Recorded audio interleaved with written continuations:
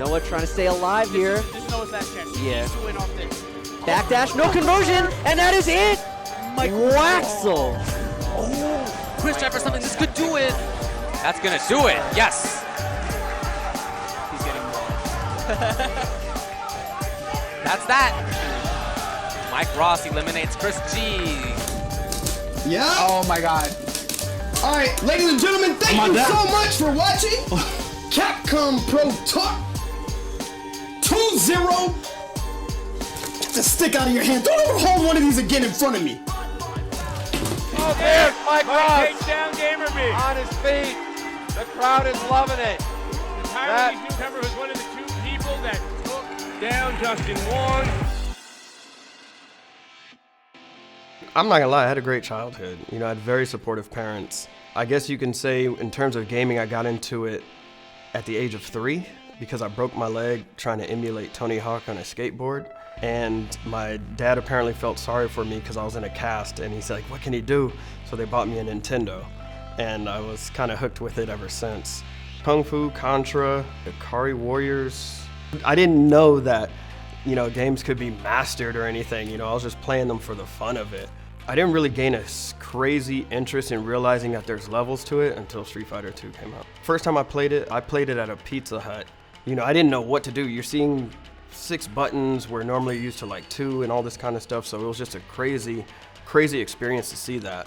And seeing 8, you know, you can select your character and there's 8 of them. Kenner Guile was my first character, and I didn't know that there was moves you could do. Somebody at school came with a printed sheet of all the moves, and it was the greatest thing ever. And I was like, yo man, can I buy that off you? And so I bought it for 25 cents. It was the greatest thing ever. And I had all the moves. I'm seeing circular inputs to do Zangief's like SPD. Hit the button like 1,000 times for Honda. I was like, this game is so deep. And I was showing it off with everybody, and then it got stolen. So I used to walk home from school. I went to Nogales High School. Shout out to Tomo. You know, we're here, same school. Yeah, so I used to walk home, and every day I would stop by the donut shop or Video 94, which was right across the street from the school. I got addicted to going to the arcade after school. That was my extracurricular activity. It wasn't until Marvel 2 came out, and I said, dang, this game is so good, I really want to get nice at it, you know? And there was some guy that came, and he beat me, and then his friend came and said, oh, so how's the competition here? And that guy said, and looked at everybody and said, nah, that fool sucks. That fool sucks. And I said, please don't point to me. That fool sucks. And I was like, oh, I can never let this happen again. I got to get good. So I find him again and beat him. Never found him again. But, you know, when I was going to Video 94, I went there one day, and this dude, I think he posted as Voltaire, was there. And he said, hey, man, you're pretty good. You should go to this place called Southern Hills Golfland. Like, that's where everybody plays. They have like 5 or 6 machines there. People travel from all over the world, you know? And I was like, really? For this? And he said, yeah. And you do know that the best player in the world is a 15-year-old kid from New York? I was like, there's no way a 15-year-old is better than me. I'm 17. I'm a grown man. You know, like, you can't beat me. So I went to Southern Hills Golfland, and because I'm a scrub, I'm a nobody, they threw me against Duck Doe for the first match. And he picked Ryu Ken Akuma, because it's like, who is this guy? And I beat him. And that's when everybody was like, wait, what? Who is this guy? He beat, so he picked Spiral Cable Sentinel, it was over. Yeah, but that's when I was addicted from that moment on. Seeing that there was a crowd of people all watching, all analyzing the game. There was so much energy in that room. I said, this is impossible to let go. I found what I want to compete in. This is my sport. Put your hands on the stick right now. My hands are on the stick, but it doesn't mean I'm going to play you right now. Because until you step your game up, I'm not touching you. Mike, how many majors you won? How many majors you won? How many majors you won? You want to know how many majors I won? 0. You're such a bum. Thank you guys for watching. That's all the time we have for today. We'll see you next week. I went back and started playing Super Turbo a lot. After I was getting a little bored of Marvel 2, I was like, well, let me see what Super Turbo's about. And I fell in love with that game. So when they announced Street Fighter 4 and that would play similar to it, I couldn't wait. When that first guide that got stolen that I bought for 25 cents, Honda was the one button that I remembered. So I always had some kind of affection towards Honda and the way he played. So when Street Fighter 4 came out, I tried everybody. I tried Ryu first, I tried Zangief, I tried Guile, I tried Balrog, and this is in the arcade, you want your token to last. I tried everybody, I was like, wait, why haven't I played Honda yet? Why haven't I tried this character? And then I picked him, I was like, oh, it clicked. This is my character, it's perfect. Is I was able to beat people with just like using Fierce and Roundhouse, just to test myself, to test my abilities. It's interesting for Mike because he's not known for just chilling back there, but he's doing it. Okay, here we go. All right, what's the mix-up this time? Oh, stayed on the ground and just day trip. Distance that. Yeah, Mike. That'll be that. Take that bait. Street Fighter 4 came out in a very weird timing for me because I had just lost my mom to cancer. She was, it was nasty. But then Street Fighter 4 came out like a few months later. I was like, yeah, this is it. I was playing it every day. I was going to Video 94 every day, even on Christmas and New Year's because they never closed. So I was just there all day. And other people were there playing, so that made me feel some comfort to know that no, there's a community out here of us, can understand each other. But to train and get good at that game, I mean, yeah, I didn't want to watch any videos because I used to always watch videos of top players playing. I said I want to figure it out myself and come up with my own style. That's what I did. No button check. On screen one, we've got Ari on the right, Peter on the left. When you see that, GameStop is announcing we're doing a Street Fighter 4 tournament. And I just remember, I was like, damn, this is literally the biggest tournament. I want to make it there. I just want to make it to San Francisco, and see how I can do. And I was so terrified because I'm at the arcade and everybody else who's beating me in tournaments is like, yeah, we're going to go. And so I was like, damn, I can't, if I go and compete in SoCal or compete at this tournament where they're all going, I don't have a chance. So it was kind of cool. Everybody was dividing up which GameStops they were going to try to first qualify. So we did a first round, we did our second round, and then the third round, I think there was only, that was the last 16, I think, that were going to qualify. So I went to final round to go compete in Atlanta while everybody from SoCal was going to, I think, Northern California to compete. So I went there. The main threat was Long Island Joe. And we both had to play each other on pads, and I won that one. So then I went to San Francisco for the top 16. And then when I'm looking at the bracket and I'm looking at everybody, I was like, damn, there's only one person that might beat me, and I think I'll beat him. And it was that 15-year-old kid from New York. He's grown up now, and there he is, So I played Justin Wong in grand finals.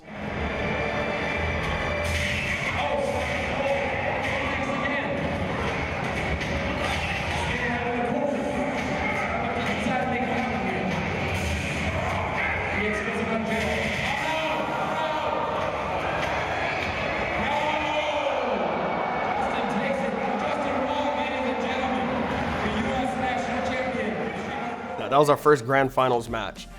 And I was up there trying not to be nervous, and he broke me when he beat me like the first or second round, and he started popping off to me on stage. I'm like, damn, you are relaxed. You are comfortable right now. I need to get to this level. But that was my first time ever being in a fighting game event where everybody in the room was not there to compete.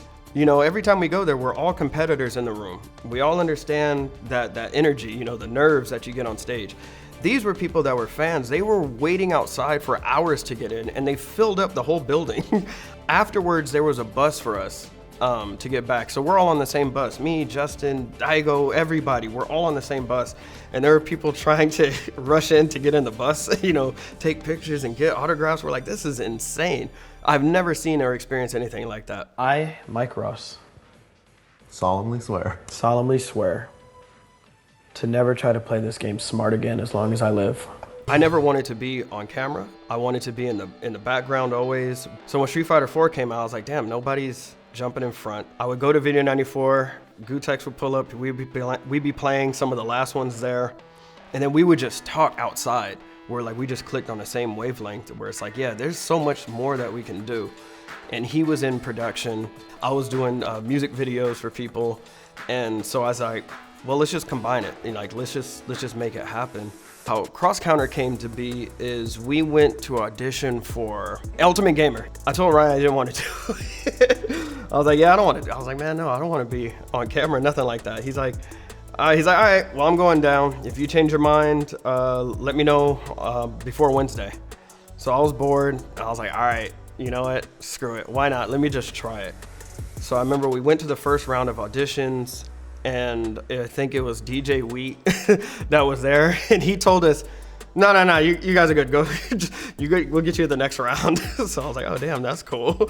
So we skipped the first process. And then the second one was in Machinima's office.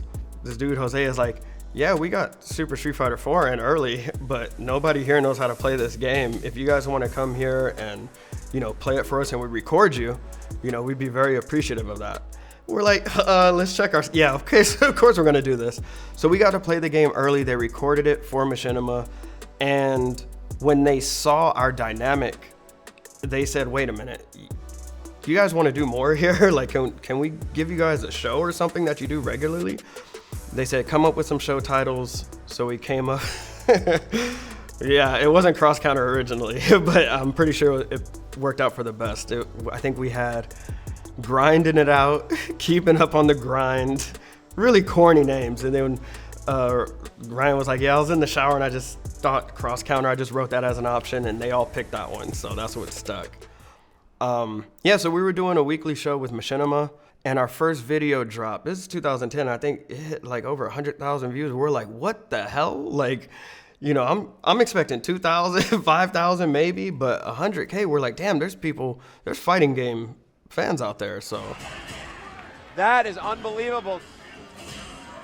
Now Mike with still the advantage. Gamer B out of meter also. Can't create any shenanigans there. Mike wants to win on jabs. And Mike, there's Mike Ross. Takes down Gamer B. On his feet. The crowd is loving it. The Taiwanese newcomer was one of the two people that took down Justin Wong. He is now out of competition, and Mike Ross is going to go forward. For Evo 2010, I was playing every day. In every tournament leading up to that Evo, I was getting bodied. But I knew, like, body meaning I was getting top 8s, but I wasn't winning. I remember driving to Vegas, that long stretch, and Combo Fiend called me. And he called me just to say, he's like, yo, it's your year, bro. He said, this is your year. Like, you did the work. So, man, that gave me all the praising that I needed. I didn't win the tournament, but I hit my goal, what I needed to do. And in that moment, you know, Dr. Chaos is amazing. I'm surprised that I hadn't played a Ken that solid. But what was really getting me, and why I popped off so hard too, is what wasn't picked up during that match is everybody to the right with me who was East Coast. I hear Triforce's voice so loud, you know, they're all popping off. Mike sucks, he's gonna crack, you know, like all this kind of crazy stuff. And I'm like, okay, just keep your composure. And I won with the move that Flash Metroid taught me. And he's like, why aren't you anti-airing with Jump Back Fierce? I was like, what do you mean? And he said, watch, and I played him and I couldn't get in on him. I was like, oh, snaps, Jump Back Fierce, okay.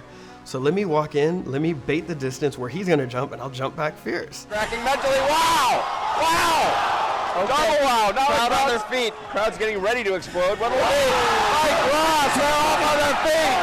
They're going nuts! Ah! I proved to myself that I could do it. My boy's shooting a Focus documentary. We just got the Machinima show. We had 2 episodes out at that time. Now it gave some validity to that we know what we're talking about when we're trying to help players at the game. It was so much that I needed to get top 8 that year. Guys, it's Gutex. I'm chilling here with Mike Ross. What's up? What's up?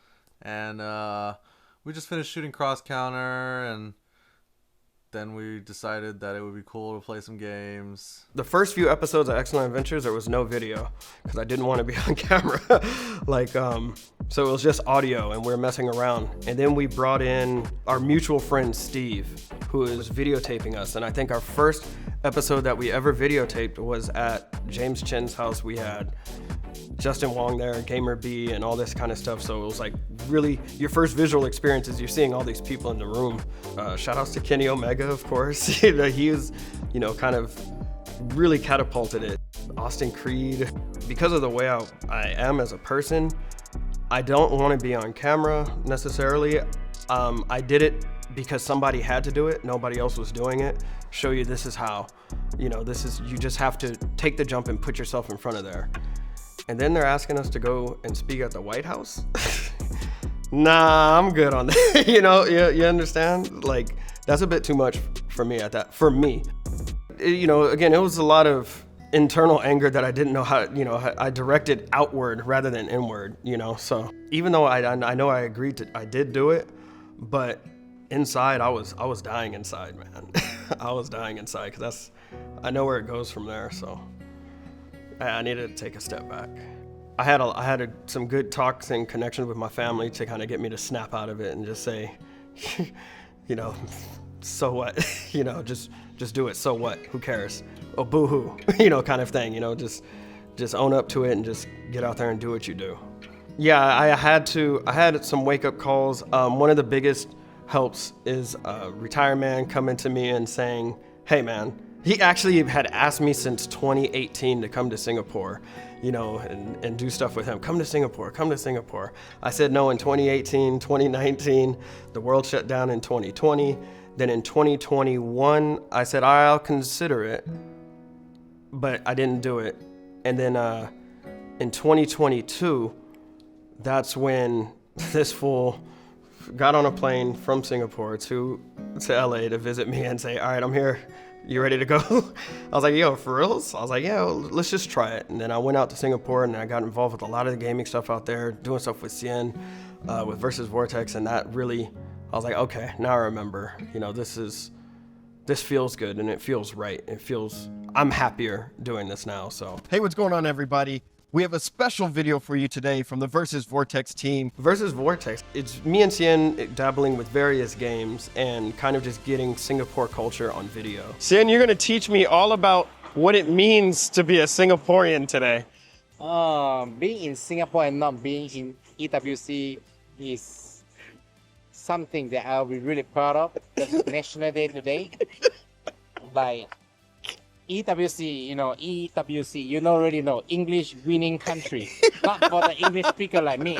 You know, it's a crazy feeling, because it doesn't, you know, I'm not like, oh yay, you know, like kind of energy, but I just feel like, it's more calm now, you know, like the noise has stopped.